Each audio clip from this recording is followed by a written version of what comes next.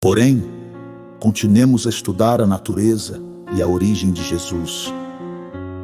Nas palavras do inspirado apóstolo São Paulo, e vejamos como ele o proclamou, irmão dos homens.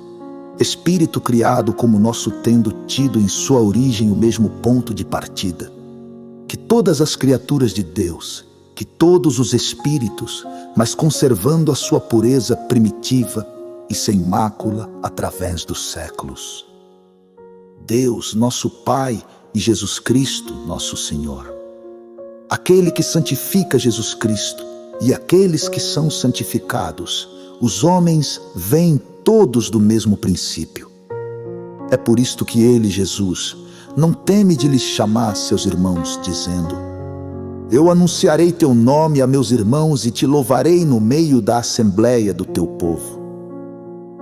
Ele, Jesus, é santo, inocente e imaculado, segregado dos pecadores e mais elevado que os céus, eternamente perfeito.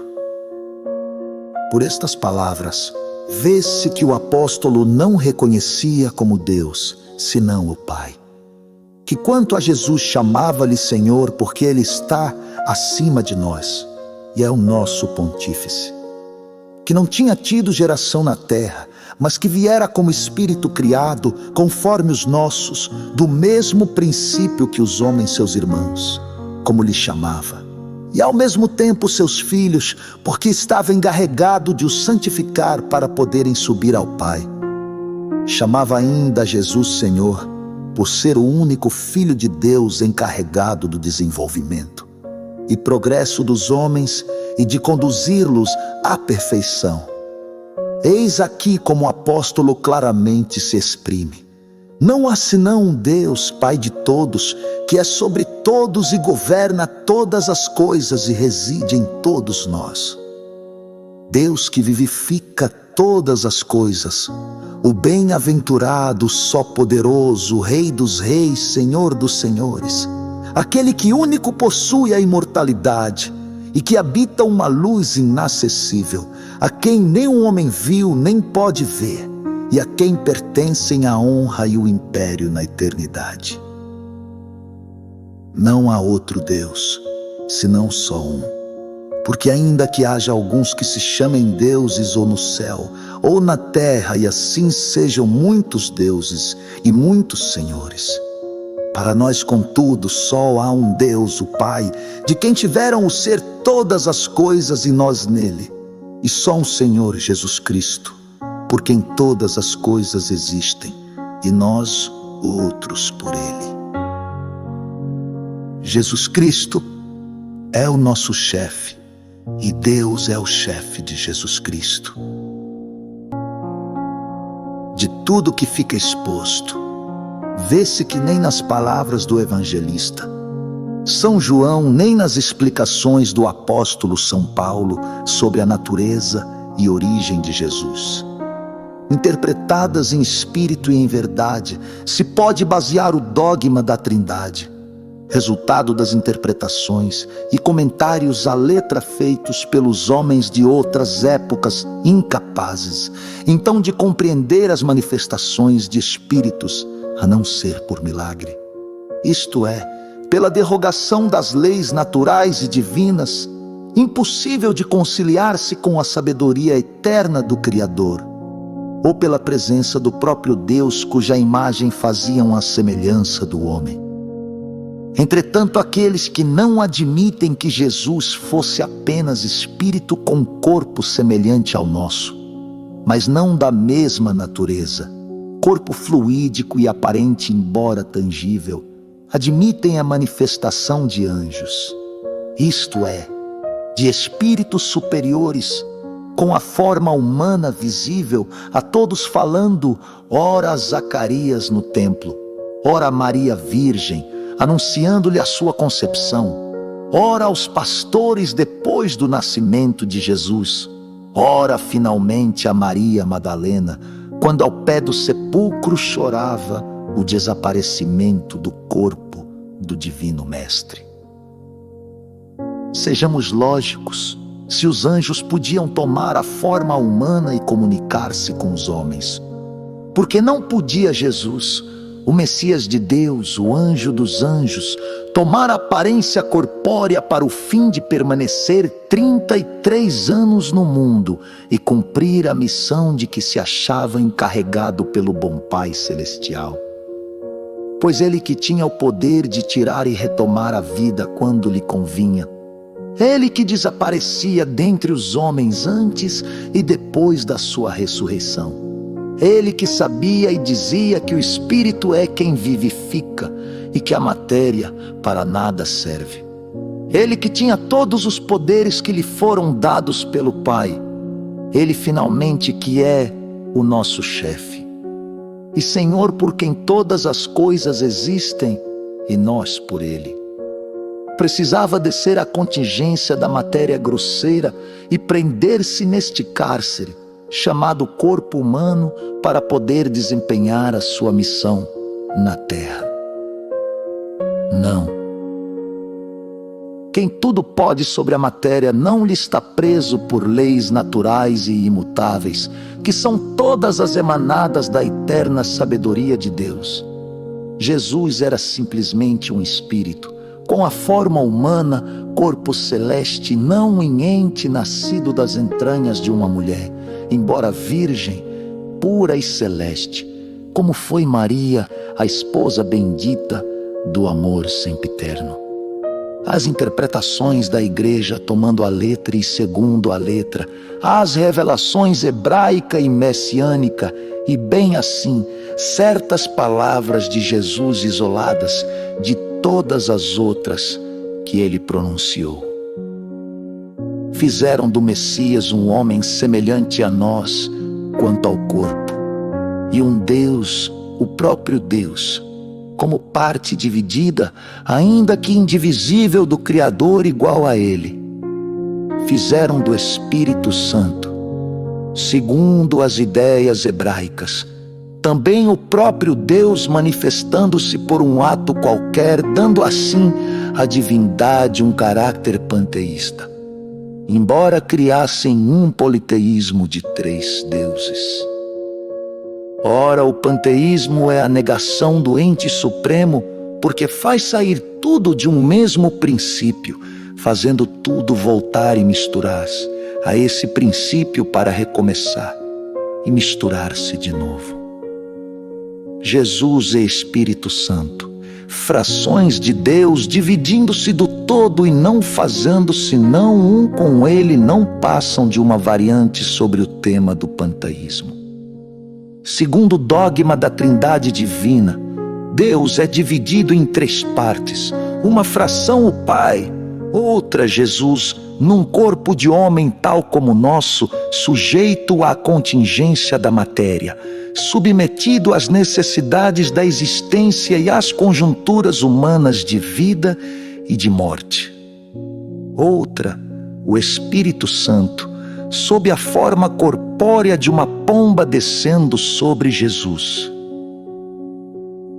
Deus, de quem essas 2 frações são assim separadas, fazendo ouvir uma voz do céu dizendo a Jesus: Tu és o meu Filho muito amado, em quem tenho posto todas as minhas complacências.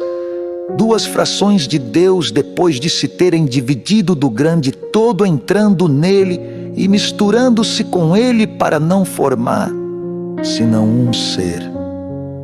Semelhante doutrina, que a razão repele e o bom senso não pode aceitar, foi, como já o dissemos, fruto de falsas interpretações devido à ignorância não só da origem espírita de Jesus, como do verdadeiro sentido que se deve atribuir às palavras Espírito Santo. Deus é um, só Ele é o princípio criador, só Ele é o Senhor dos senhores, o árbitro de todo o Criador no céu e na terra, que habita uma luz inacessível, como disse o apóstolo São Paulo, e a quem ninguém nunca viu, senão Jesus que estando na terra estava ao mesmo tempo no céu. Jesus é um espírito criado, vindo como todos os espíritos do mesmo ponto, da mesma origem. espírito de pureza perfeita e imaculada, cuja perfeição se perde na noite da eternidade, protetor e governador do planeta que habitamos e a cuja formação presidiu, encarregado do destino dos homens, seus irmãos, filhos do mesmo bom Pai celestial. O Espírito Santo é um símbolo apenas para designar indistintamente, de maneira coletiva ou individual, os puros espíritos, os espíritos superiores, ministros e executores da vontade de Deus, órgãos de suas inspirações junto dos homens, ora visíveis como o anjo Gabriel falando a Zacarias no templo e depois à Santíssima Virgem, e como outros que falaram aos pastores e a Madalena, ora invisíveis para os homens, mas visíveis em sonho, como o mesmo anjo Gabriel a José, esposo de Maria, ora tomando a forma de uma pomba, como apareceu no batismo de Jesus, ora finalmente a de línguas de fogo, como quando depois da ascensão receberam os apóstolos a inspiração da verdade. Não façamos de Deus a nossa imagem do Criador incriado à semelhança de suas criaturas, homem, ave ou elemento. Sejamos mais lógicos com a revelação messiânica e não nos esqueçamos de que Jesus não veio destruir a lei, o monoteísmo hebraico, mas desenvolvê-la em espírito e em verdade, ensinando-nos a amar a Deus sobre todas as coisas e ao próximo como a nós mesmos. Paramos aqui para não adiantarmos ideias que o leitor encontrará nas notas que se seguem a cada um dos cantos da divina epopeia. No correr delas ver-se-ão comprovadas todas as proposições que vão apenas enunciadas neste trabalho de prefação.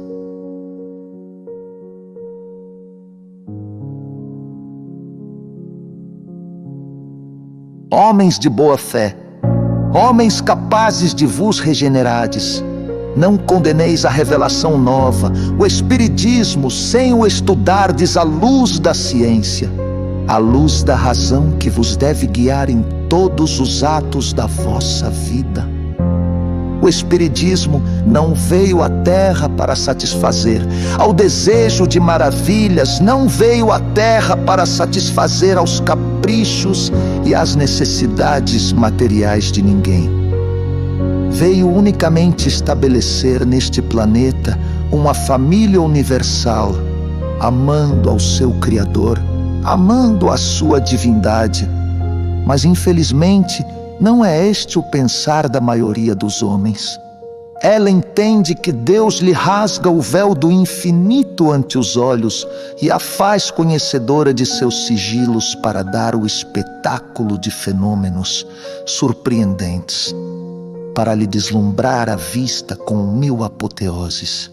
É sempre essa, no entanto, a ideia que lhes permanece engastada nos cérebros.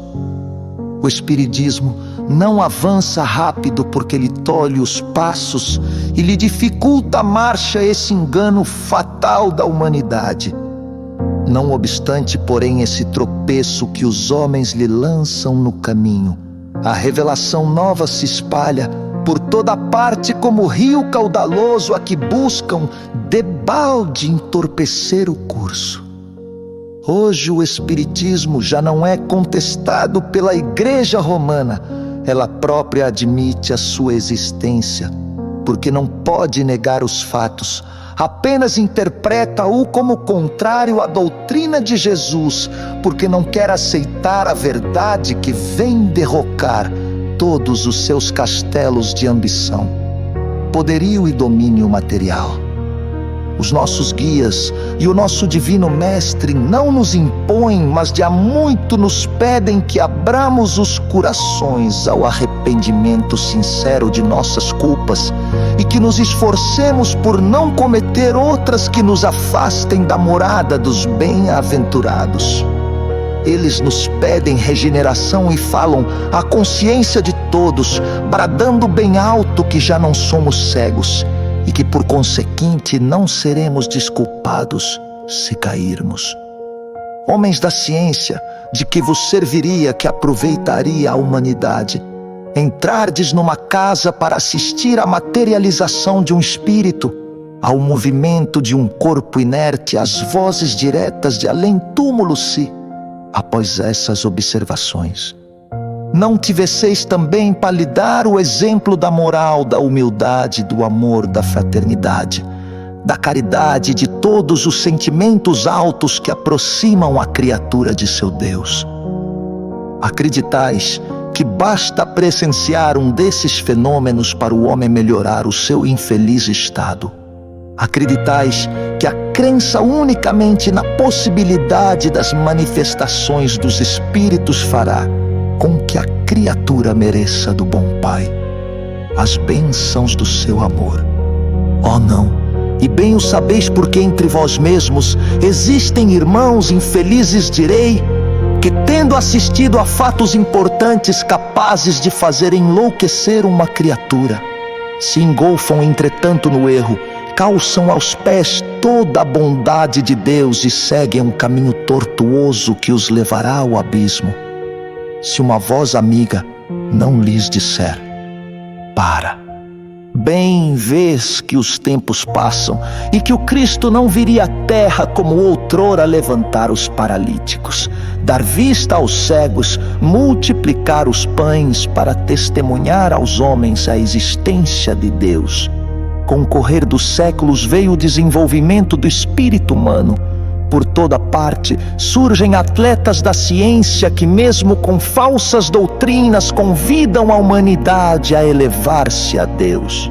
Agora o Espiritismo, dando testemunho de sua verdade, tem por único fim convidar os homens ao estudo santo do Senhor, convidá-los à regeneração, porque os tempos assim o exigem, porque os tempos são chegados.